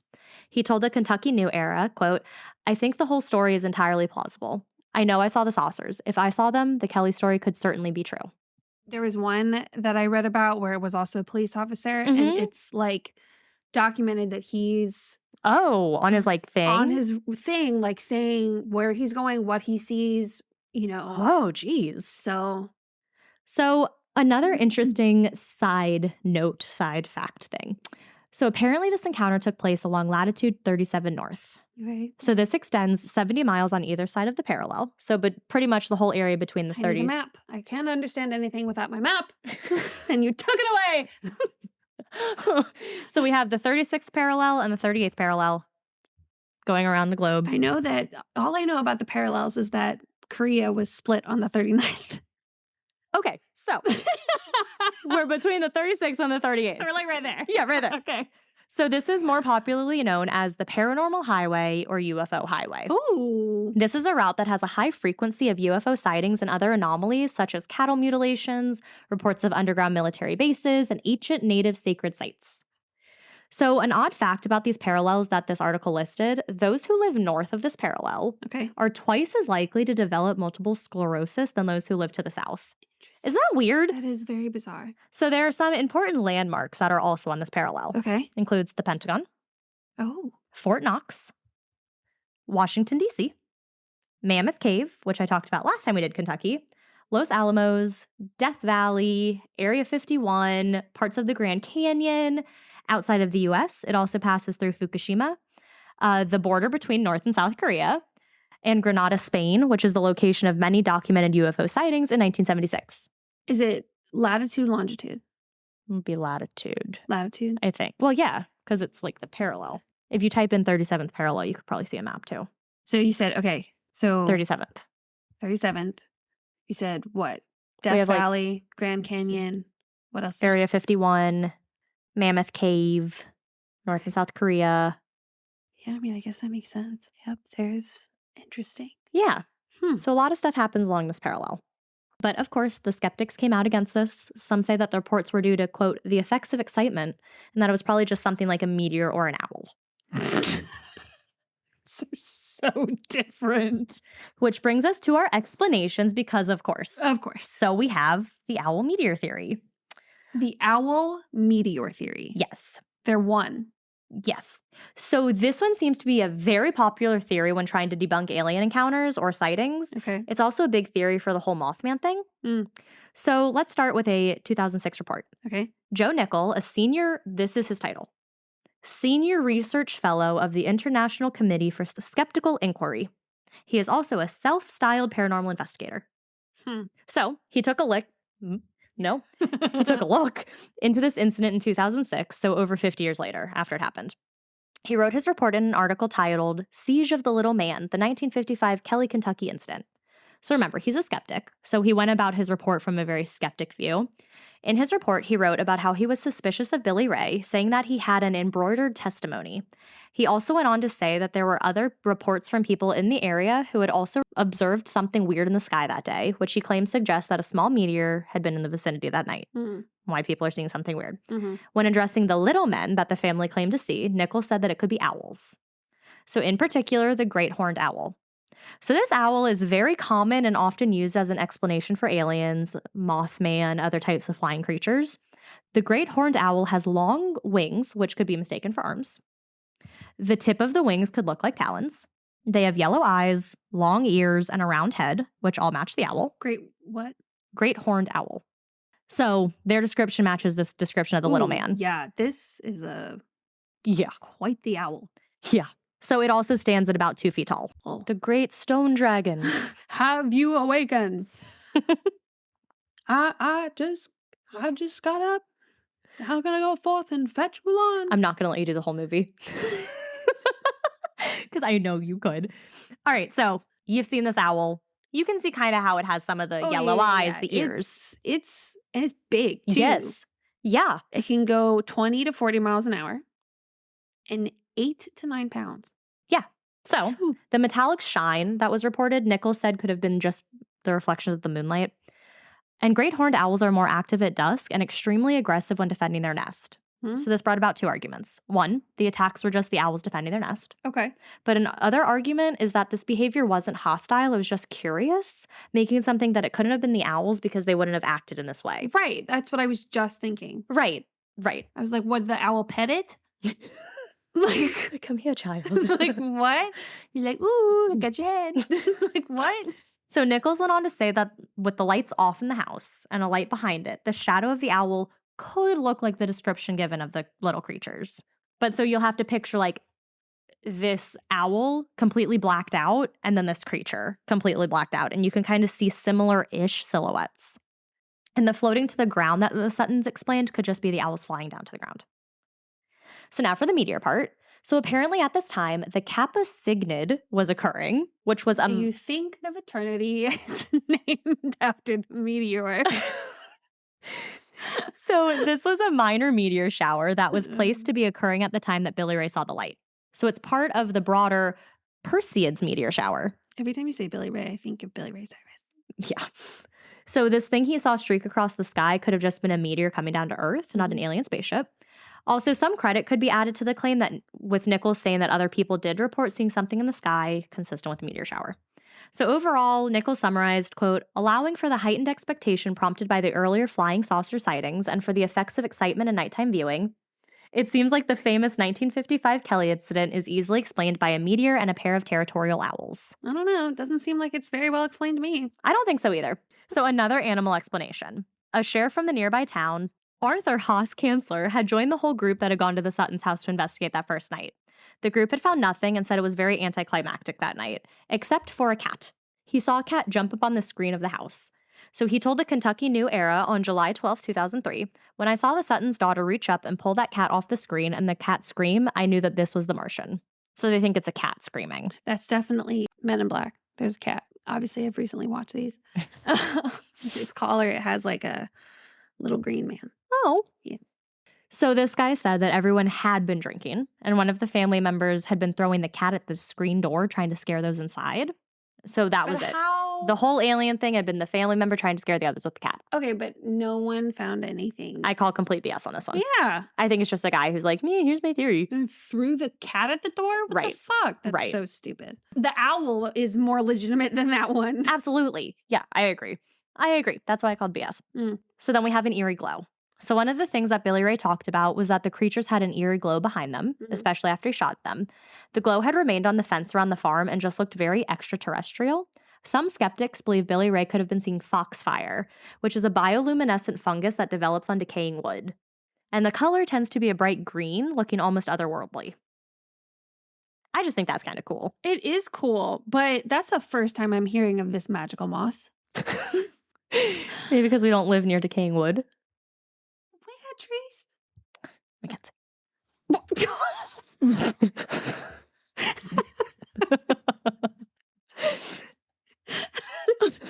You say that it's as if it's a stupid thought. I don't think we have decaying wood. We have trees, but they're not decaying. How do you have a forest without decaying trees? They're not dead. How do you know? They're alive. How do you know? All of them, every single tree in this state, in every forest. I didn't say that. Is alive and vibrant. Most of the trees that you are seeing, when have you gone into the woods? I've been in the woods. I have been in the woods. Not at night because I'm not stupid. So then you wouldn't have seen the bioluminescent glow of the fungus. So then we have... Okay, so we have the intoxication theory. That all of the family members had been drinking and everything they saw had come out of this alcohol-induced night. Even the children. Many believe that the two who first saw the creatures, Billy Ray and Lucky, had been drinking and maybe had a little too much moonshine. But like I said, Glennie ran a strict household that didn't allow booze or liquor of any sort on the farm, and this was a well-known fact. Mm-hmm. Even the cops who showed up said it didn't appear that anyone had been drinking. Like, there was no evidence. No. A local neighbor named Joanne Smithy said that all of the locals laugh at this drunk theory. Did they just add a Y onto everybody's name? Well, Glennie is IE. And Smithy is EY. Fucking, I can smack you now. Before it was just you are close enough. So they said that everyone just laughs at this drunk theory because Glennie didn't allow alcohol or even cursing on her property. She would hate us. She said that She would hate me. I only do it when I'm near you. She said that the Sutton family was a very quiet and trustworthy family. So there was no drinking and the alcohol theory out the door. So then, of course, we have a conspiracy theory. I read an article from NashvilleScene.com. I did not come up with this theory. Just want to say that now. So this person had quite the conspiracy. Made it sound like you really did come up with this theory, though. No, it was from NashvilleScene.com. So you can see our works cited. Asking for a friend. So this person had quite the conspiracy theory surrounding this incident. So they think that maybe the Army lost something that night north of Hopkinsville. So this would explain the weird thing that Billy Ray saw fly across the sky. Mm-hmm. But it would also explain the MPs from Fort Campbell, the military police. Oh, yeah. So yes, Fort Campbell is nearby. Yeah. But it's like an hour and a half away. That is not nearby. So, right. So if they had been called and showed up to the Sutton's farm at the time it was reported that they did, there's no way they could have come from Fort Campbell. Because the people showed up at the police station at 11. The people were like, every military, everything, police, whatever, were there by midnight. So there's no way they could have been there in time. Unless they knew and were already on their way. Yes. So. Or they are the aliens who can shapeshift. No. So then that begs the question, why were 4 military police just chilling around Hopkinsville? I was wondering that too. Yep. So I didn't think the chilling part. I just didn't understand why they were there. So the article says that maybe Fort Campbell and the military set something off. You know, we have someone we could ask. Do you know anything about aliens? Back in the 1950s. There's something on there, I'm telling you. But so, I mean, maybe. But so it says that maybe Fort Campbell and the military set something off and the MPs were in the area waiting to retrieve it, which is why they were already there. So, but okay. Are you going to explain what this thing could have possibly been? No, they don't have any idea. They just believe it could have flown into the ravine. But then what is that? What was the thing that was with the family? Like the creatures? Yeah. Yeah, I don't know. That's unexplained. That's why this conspiracy theory doesn't make sense. If you want me to conspirize with you, you got to include everything. Right, NashvilleScene.com. God. So then we have that maybe this really did happen. The trustworthy Sutton family really did see a spaceship come crashing down in a nearby ravine. Their farm was attacked by these creatures for hours. They had their gun battle, and that this really happened in real life. It's a well-documented alien encounter. There's no way to say. But today, Hopkinsville pays tribute to this incident and celebrates the Little Green Men Days Festival. Nice. To celebrate the incident that made the town well known. We should go. It's described as food, fun, aliens. Yay! I would absolutely go. Yes. So it seems like just a cute little thing they put on. We're going to have to go to Kentucky because there's something else we got to go to there. Ooh, okay. So Geraldine Sutton Stith, the daughter of Lucky Sutton, speaks at the festival every year. Her family members who experienced the encounter refuse to talk about it, so she does it for them. She said that they were traumatized after how they were treated once the story got out. I imagine. I know. She said that people made fun of her dad, so he stopped talking about it. So in order to keep the experience alive, she continues to recount the tales in the story. I love that. So back in 2017, before the festival, it was said that on August 21st, 2017, there would be a total solar eclipse. Oh, yeah, the one that, what's his name, Fuckface looked at with no goddamn sunglasses on. Yes. So many believe that this eclipse would bring about another alien encounter, with a total eclipse being a big celestial thing. Hopkinsville even dubbed itself Eclipseville that year, hoping to draw in tourists to witness the full eclipse in the town where the alien incident occurred. That's so cool. Joan Smithy, the person who I talked about earlier, she's the vice president and chairperson of the Little Green Men Festival, and she was asked if she thought this eclipse would bring extraterrestrials to the area. She said, quote, "As far as aliens are turning, you never know. Some people say they are already among us, and others say they don't exist, period." But that day came and went, and nothing seems to have happened. And because this incident was so well known, it inspired many different movies and films. So it could have been Men in Black. It also inspired E.T., directed by Steven Spielberg, as well as many other movies. E.T. Phone Home. So it also includes Close Encounters of the Third Kind, Signs, Gremlins, Critters, and Poltergeist. So I saw the first two you said. The Close Encounters of the Third Kind and Signs? No. E.T. No. E.T. And Men in Black. And Men in Black. I'm like, oh, what are the other movies? And then you list all these ones that I know are scary. Yeah. So I don't know if this one happened, but a movie titled The Visitants was supposed to begin filming in 2021, and it would have been filmed in Hopkinsville. Oh. Yeah. Okay. Mackenzie. Lauren. Do you remember how when Joe and I drove down to Arkansas and we were coming back, I told you we were in like the backwoods of Kentucky and I saw that orange glow at 2 a.m? Sure. I have the picture. I will send it to you. I was driving. Joe was sleeping. I was listening to a podcast, of course. And I look out in the distance. It's like 2 a.m. And part of the sky was orange. Not where the moon was, but the sky was lit up orange. I vaguely remember this. Yes. It freaked me out. And I was like, oh my God. Yeah. So I checked the route online. I would have passed right through this area. Ooh. Mm-hmm. Maybe you saw the same glow that this guy did. Maybe. But I was like, when I was reading my notes, I was like, there's no fucking way. And so I did like my GPS and I was like, oh my God. That's crazy. Right. Wow. So if you remember, I'll send you the picture and we can post the picture and people can tell me what happened in Kentucky that I saw at 2 a.m. It was so creepy. So I will end with a very good quote from Geraldine Sutton Stith, the daughter of Lucky Sutton. She said, quote, "There are millions of stars and planets in the universe. I can't possibly believe ours is the only planet with life." That's what I've said. Those are my feelings exactly. Literally word for word have said that. We have had this conversation multiple times. 100%. There's not a possible way we're the only things. If you are a fact person, just think of statistics alone. Yes, but not percentages. Shut up. Eventually, you're going to be that one end, blah, blah, blah. Mm-hmm. So you cannot possibly say that it's, you got to also listen to this episode of this podcast I'm listening to. It's about complexity theory. Oh my, you would love it. And apparently, one of my coworkers actually told me they read an article today that Congress is meeting about different UFO topics. I saw that. Yeah. Yep. So. With like the armed forces or something. Oh my God. There's something out there. Uh-huh. And all those conspiracy theorists that said the government was hiding something were right. Yup. What's in Area 51? But yeah, so that's the Kelly Hopkinsville Encounter. I love it. Thank you. It's great. I loved it too. Yes. Aliens. We haven't done an alien in a while, and I saw this. I was like, yup. Wonderful. Thank you. It was truly intriguing. So do you think it was aliens? Oh, every time. What do you think the creatures were? Aliens? 100%. Okay. But then that would mean maybe they're still hopping around somewhere. That's why I immediately went to that the military men who were just fucking there. Oh, maybe they knew. And they like transformed. Oh, so you think the military men were our aliens? Yeah, they weren't actually military men. They were just the aliens in disguise. No one could find anything. That's why a few hours later, when everybody left, they were back there.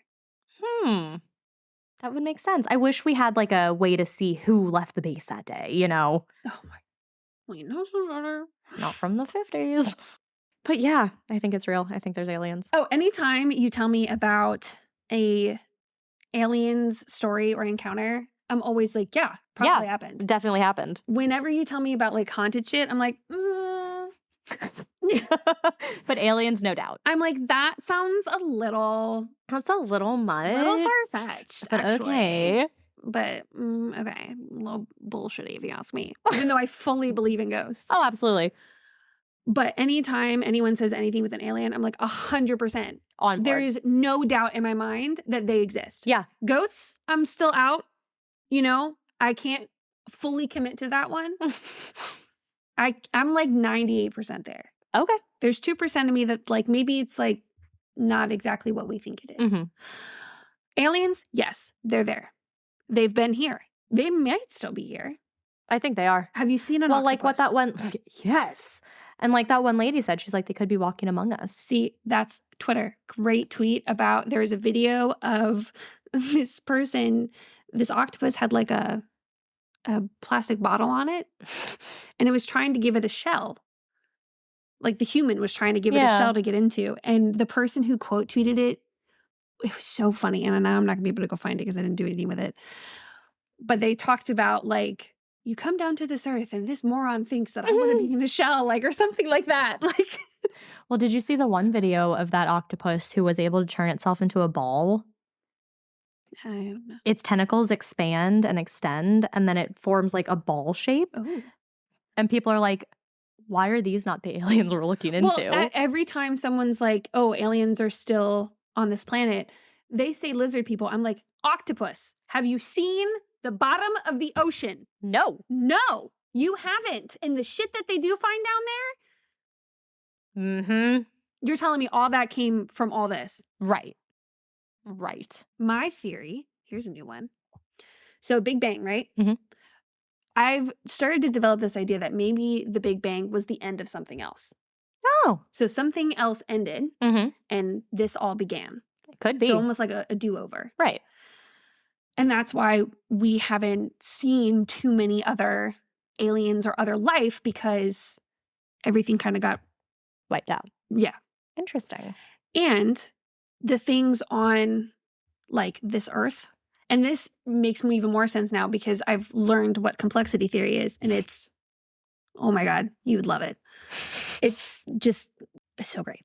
What if some of those aliens that also made it are now at the bottom of the ocean?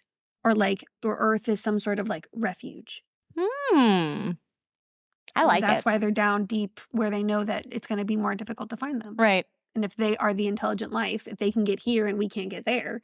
I like it. Thank you. I think there's something. But yeah, aliens, man. Aliens. All right, Mackenzie, what do you have? So when we go to the alien convention or festival, we also have to go to the Cryptid Con. Yes. Oh my God, that sounds awesome. Yeah. Absolutely.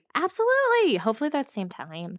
That would be really convenient. Augusty time. Hint, hint, wink, wink, nudge, nudge to whoever's in charge. So I'm kind of excited about this story because I got to go down a fun little rabbit hole of Kentucky cryptids. Oh, yes. I even found a map that shows all the cryptids in Kentucky based on region. But because our main brand is to focus on stories that not many know about, except for maybe the locals, I found 2 cryptids that are in the central northwestern part of the state that you may not be as familiar with. Okay. I had to picture on my map because we don't have the map. I know. It's hard. Why did you say sorry? I'm the one who moved it. No. It's hard. It's hard. I thought you said sorry. And I was like, I'm the one who moved the map. It'll be up in our cute little podcast studio that I'll make in the den. The den is going to be ours. Yeah. I'm excited. Okay. Our first legend has a similar description to West Virginia's Mothman or Puerto Rico's La Gorgola. And you can listen to Mothman in our West Virginia episode. Well, both you can actually hear about in our previous episodes, available wherever you get your podcasts. Because I talked about La Gorgola when we talked about Puerto Rico. Oh! Yeah. The Demon Leaper made headlines in the late 1800s in the New York Times. The connection. Reported as an aerial mystery. Oh. So here's what they said. One day last week, a marvelous apparition was seen near Coney Island, which, side note, if you ever are able to access newspaper articles between like late 1800s, early 1900s, fucking hilarious. Oh, they really are. They come for people so hard. It is so funny because you just don't typically see that anymore. But taking from the fact that this is the big way that people communicated, so to speak, like this one article, when it goes in later talking about what this thing may have been, and it was saying, oh, people think it's this kind of person who invented that, and they're just keeping it a secret. And they're like, if it was actually this person, they wouldn't have kept it a secret. They would have told 50 people to come and watch before they even tested it out, and they would have charged 50 cents for everybody to come see it. And I was like, okay, someone is a little perturbed. It was really funny. Okay, so one day last week, a marvelous apparition was seen near Coney Island. At the height of at least 1,000 feet in the air, a strange object was in the act of flying toward the New Jersey coast. I'm getting excited so I can't read. It was apparently a man with bat's wings and improved frog legs. Ew. The face of the man could be distinctly seen, and it wore a cruel and determined expression. The article goes on to say, when we add that this monster waved his wings in answer to the whistle of a locomotive and was a deep black color, the alarming nature of the apparition can be imagined. The object was seen by many respectable persons, and they all agree that it was a man engaged in flying toward New Jersey. What is even more wild is that they go on to report that this creature was first seen in St. Louis and then in Kentucky as it, quote, flew across the state. Ew. The article said, quote, in no instance has it been known to alight, and no one has seen it at a lower elevation than 1,000 feet above the surface of the earth. It is without a doubt the most extraordinary and wonderful object that has ever been seen, and there should be no time lost in ascertaining the precise nature, habits, and probable mission. Wow. Yeah. So the next reported sighting was a bit later in like 1902-03 when the Walnut Street Baptist Church was built in Kentucky. The gargoyles that are perched on the top of the church have very similar features to the Demon Leaper. Okay. And some believe that maybe one of the gargoyles had come to life and was flying around the city. So Kentucky historian David Domain described the Demon Leaper as, quote, a bat-like creature with leathery skin, wings, claws, and talons, and it's been seen to hop along the roof.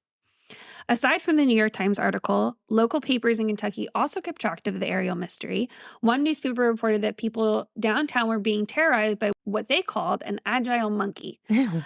Others said that the creature was wearing a kind of shiny suit, but others said that the skin itself was what was shining. Okay. Domain said that the creature is pretty harmless and has never really hurt anyone except for the occasional poke or scratch. Or head pet. So, not going to leave you with that short of a story. And I'll explain why it's a lot harder to find information about these cryptids, especially because they're not well known. So I can find all the ones about the ones that were well known. What was the well-known one? There was the Hopkins one. There's like some sort of little green man legend of some kind. Probably this one. There was some pig stuff, maybe a demon hog. Oh. There's a couple of similar creatures to this next one that I'm going to talk about. Like there was a lot of those that I found, which was part of my issue. And I'll explain that later. Was like Bigfoot-esque things? Kind of. Oh, okay. So this is why we have 2 cryptids. We never leave you with that short of a story, which is why we have our next guest, the Bullitt County Beast. Our next guest.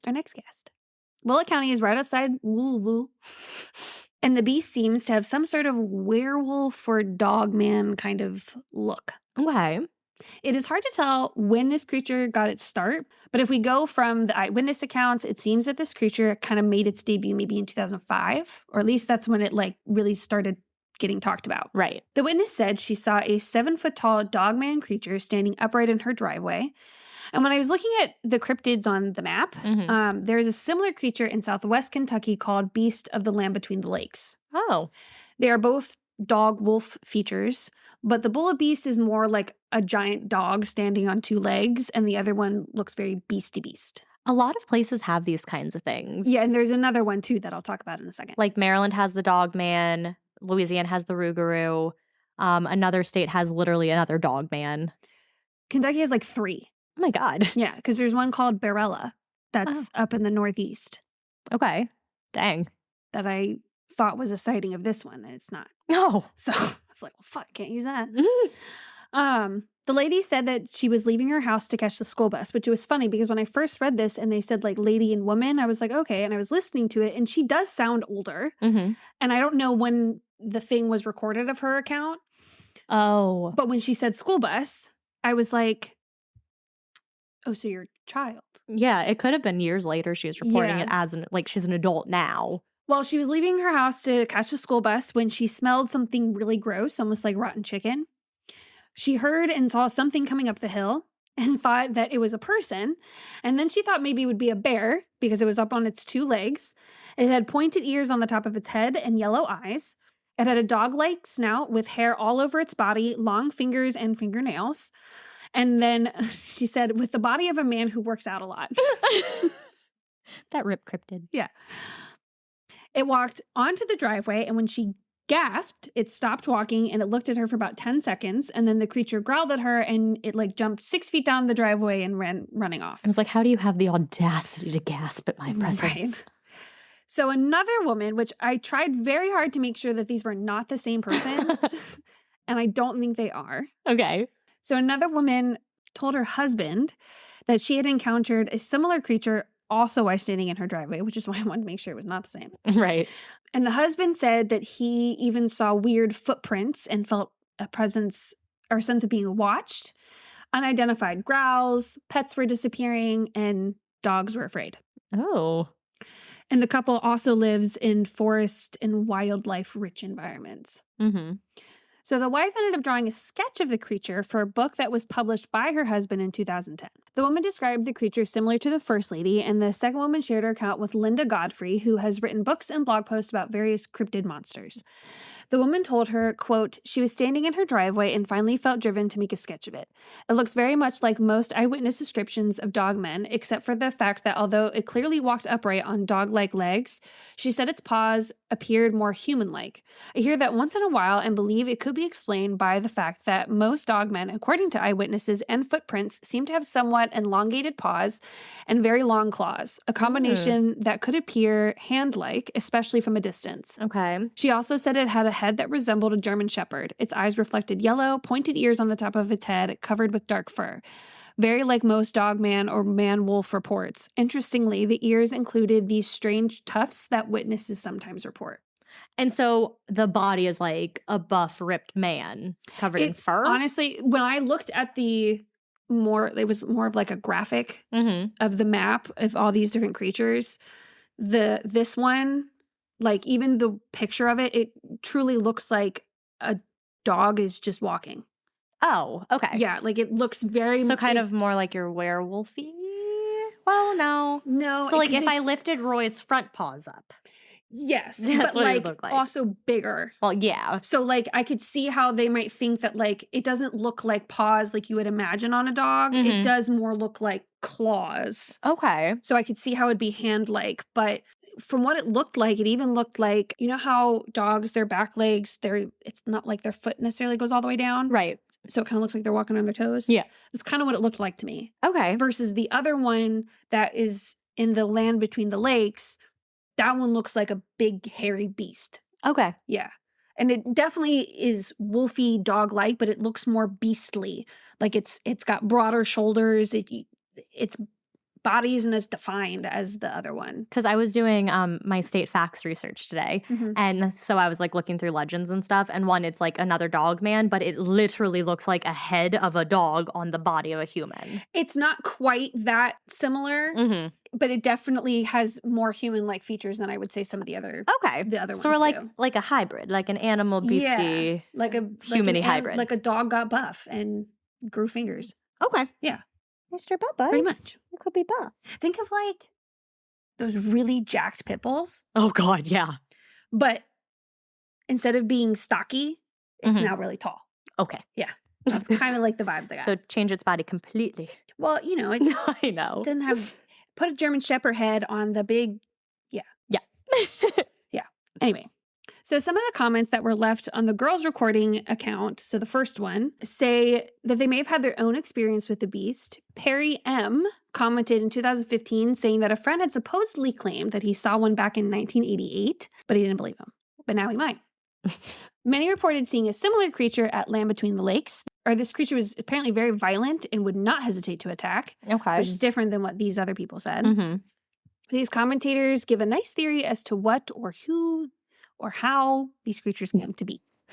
So Tyler D. said, that is the most common description attributed to this vicious animal. The head looks very similar to a German Shepherd. I'm assuming that they mean the muzzle is longer and narrower like a German Shepherd, not shorter and wider like a pit bull. Huh. Didn't even know that was going to happen. Or most other dogs. If there's any animal that a Sasquatch should be cautious and wary around, and they probably are, it would be these dogmen creatures. Ew. I feel like every species of the animal kingdom evolves just like we have and are. It might explain the existence of an upright walking canine that at will can switch from quadruped to bipedal. So 4 to 2 feet. Yeah. I think there's a good chance and possibility that we may share a missing link with a decent amount of the animal kingdom. I believe that. So this guy, Steve B., responded to a person who asked also what could be producing these creatures. She specifically asked, quote, is Sasquatch having sex with wild dogs, domestic dogs, or wolves? So the people need to know. Fair question, Debbie. Steve said, hi, Debbie. I would have to speculate no to your question. It violates the rules of genetics. Kind can only breed with kind. Personally, I believe that the canine-type dogman are simply large canids that have adapted to being able to walk bipedal. It is not outside the realm of possibilities, and he puts a YouTube link that I didn't go watch. For the type 3 Sasquatch, I don't know what that means. They seem to be a primate in nature, but where they fit in is a mystery to me. I once thought that all hungry Harrys looked like Patty, and since coming here, I've had to grasp that there are 4 variations. Whether these can be interbred would be just a blind guess for me. So I think what he's referring to is that you have, like one person commented on that kind of helped put it in perspective. It's like Sasquatch is like ants. You have carpenter ants. You have working ants, you know, and so the theory is you have like Sasquatch, but then you have like these sub species. Okay, that makes sense. Of which is where like these dog, bear like creatures. Oh, okay. That's what these guys are saying. At least that's what I'm interpreting. I gotcha. He goes on to say there is another slight possibility. This is funny. Is a slight possibility? Well, he says gooberment instead of government. Oh.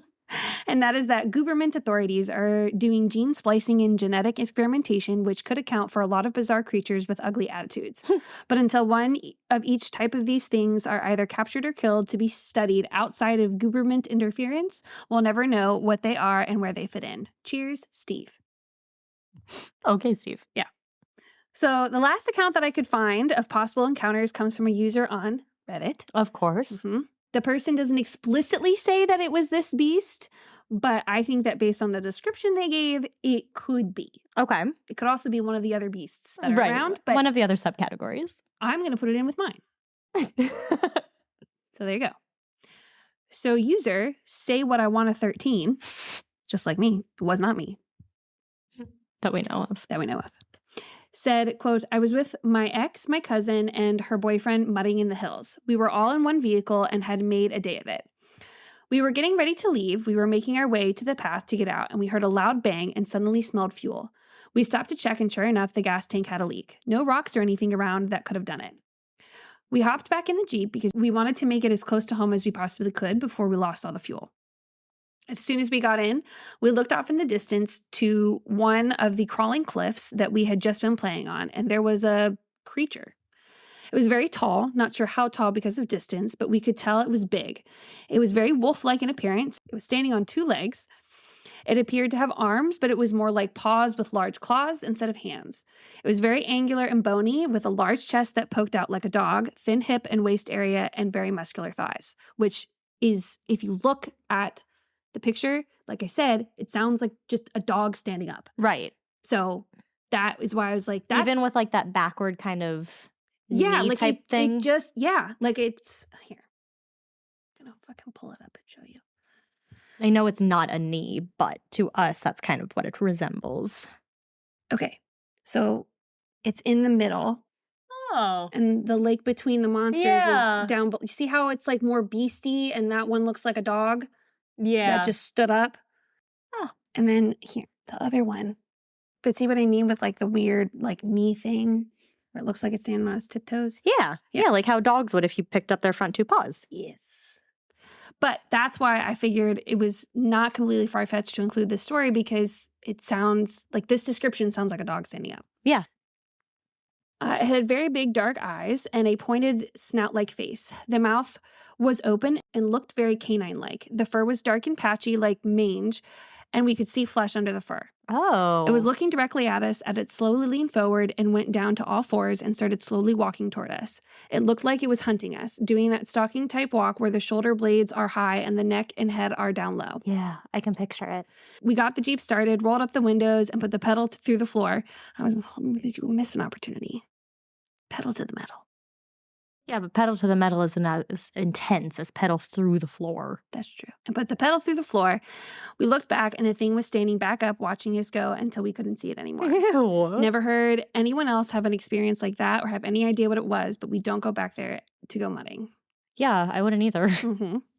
So like, even if it is a dog that has somehow learned to stand on its hind legs, that's just creepy. Oh, for sure. So even, like, taking away the whole cryptid aspect, it's creepy. Fucking creepy. Yeah. So it was kind of hard to narrow down posts about these specific legends because they are quite literally so many beasts in Kentucky. So multiple sources I found, I realized upon a closer read, were different beasts altogether. There was a sighting of what is known as Barilla. Barilla kind of looks like bear in Godzilla. Wow, maybe that's how they came up with it. Probably. Which is in northeast Kentucky. And it was a report from 2012. And I thought it was the Bullitt County Beast because it was described the same way. But then it said, I saw the Barilla. And I was like, okay, well, I guess I can't include that one. Maybe that person just didn't know what they were talking about. Probably. I also had to make sure that the stories about the Demon Leaper weren't stories about Mothman, which is also on the map because Kentucky borders West Virginia. Oh. Did you see... So the sheet, like, went up as if something, like, hit it? Yeah, I thought it was Roy. It was. That's what I had to check. Oh. Because I was like, oh my God, what was that? No, he just laid down. That scared me. Safely assumed. Sorry, I just had to check. We're talking about creepy stuff and I was like, oh, God. So Reddit, of course, came through.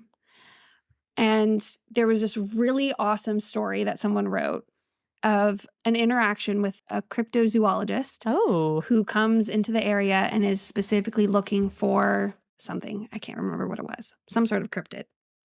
Well, I would assume as a cryptozoologist. Right. Starts talking to this local guy and he starts talking about these cryptids.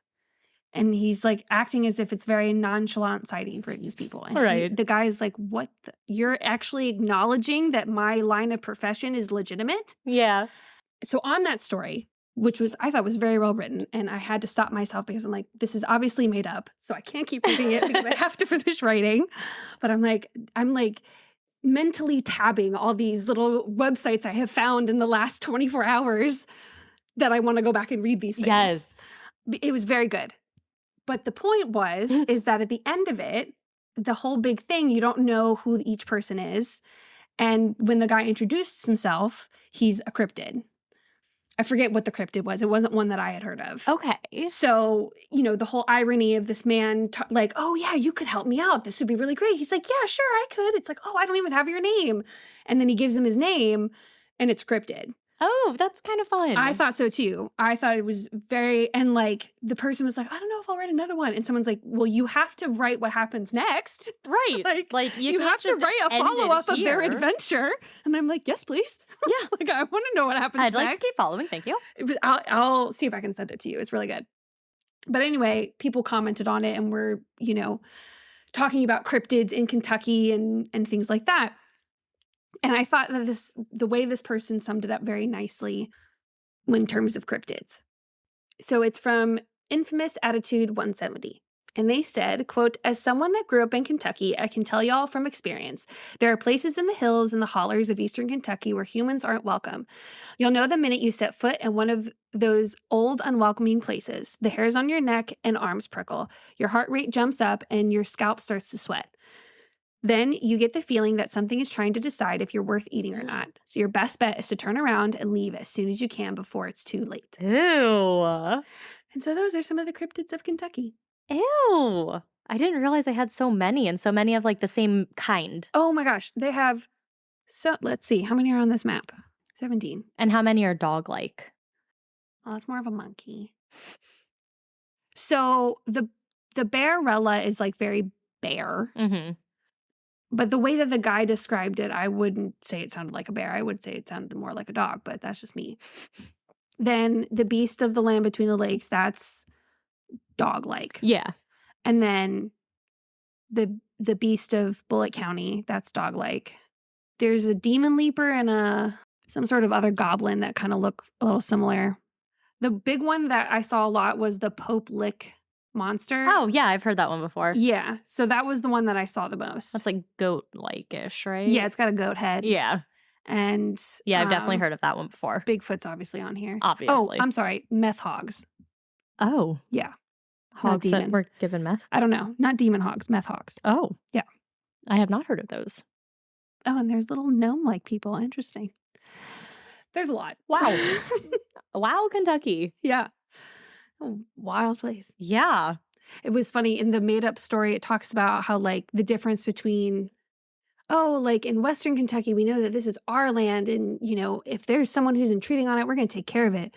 But in Eastern Kentucky, you are on someone else's land. And they have just decided to live with you. It was, like, really intense. So. Jeez. Yeah. Well, thanks for listening. Yes. Follow us on all of the things, especially TikTok, because I am fucking killing it on there. And we had some short stories, but we had a lot to talk about, so I liked it. Yeah, I figure, sometimes a bunch of little short ones are nice. Yeah, so keep rating and reviewing us on things and emailing us. You can do that on our Facebook page too, by the way, in case you didn't know that. Yeah. So, and if you do, email us at ascarystatepodcast@gmail.com. Mm-hmm. And we would love to send you a little something. Yep. Also, send us any stories that you have, any fun encounters. Please. I would love to do my first listener episode. Shout out to the man I met at the bar this weekend. He was bartender. We shared a love of, we had the same hair. And we were talking about how, like, it's so hard to take care of. And he's like, I just put on a podcast and I just do my hair. And I was like, what kind of podcast do you like?